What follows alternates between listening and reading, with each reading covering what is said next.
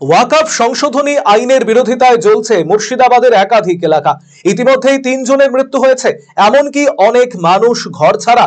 এই প্রেক্ষাপটে বিরোধী দলনেতা শুভেন্দু অধিকারীর দায়ের করা মামলার পরিপ্রেক্ষিতে মুর্শিদাবাদে কেন্দ্রীয় বাহিনী মোতায়েনের নির্দেশ দেয় কলকাতা হাইকোর্ট।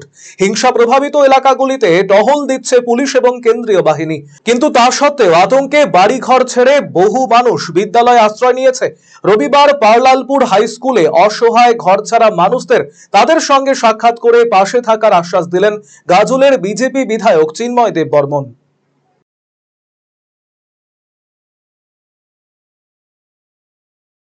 ঘটনা আপনারা দেখতে পাচ্ছেন। আমরা এই মুহূর্তে পারলালপুর হাই স্কুলে একটি অস্থায়ী ক্যাম্প সেখানে রয়েছি।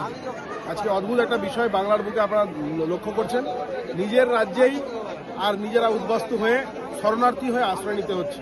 মুর্শিদাবাদের ধুলিয়ান পৌরসভার 4, 5, 15, 16 নম্বর ওয়ার্ডের হিন্দু বাড়িঘর, আর সেগুলো জিহাদিরা বিরোধিতার নামে, ওয়াকফ সংশোধনী বিলের বিরোধিতার নামে সেই সমস্ত বাড়িঘর ভাঙচুর করে সেখানে লুটপাট করে মায়েদের বোনেদের মান সম্মান নষ্ট করে পরবর্তীতে বম্বিং করে আর হিন্দু শূন্য করে দেওয়ার ডাক দিয়েছে।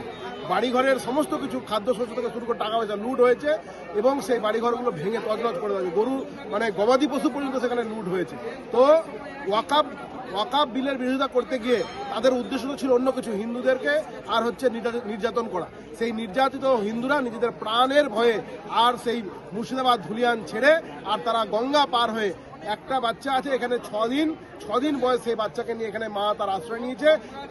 8 মাসের প্রেগনেন্ট মহিলার এই ক্যাম্পে আর তারা আশ্রয় নিয়েছে। আমরা 71-এর ঘটনা শুনেছিলাম যে বাংলাদেশ থেকে তারা নিজের প্রাণের ভয়ে হিন্দুরা আর ভারতবর্ষে আর এক কোলে বাচ্চা হাতে পুটলি নিয়ে আর তারা প্রাণের ভয়ে এসেছিল।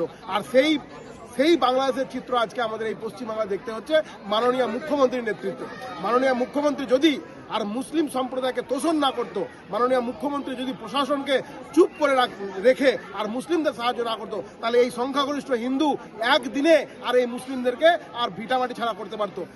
এই সংখ্যাগরিষ্ঠ হিন্দু তারা পারতো মুসলিমদেরকে যোগ্য জবাব দিতে, কিন্তু এই রাজ্যের প্রশাসন, এই রাজ্যের মাননীয় মুখ্যমন্ত্রী আর তিনি মুসলিমদের পাশে দাঁড়িয়ে হিন্দুদের নির্যাতন করার জন্য আর সাহায্য করছেন।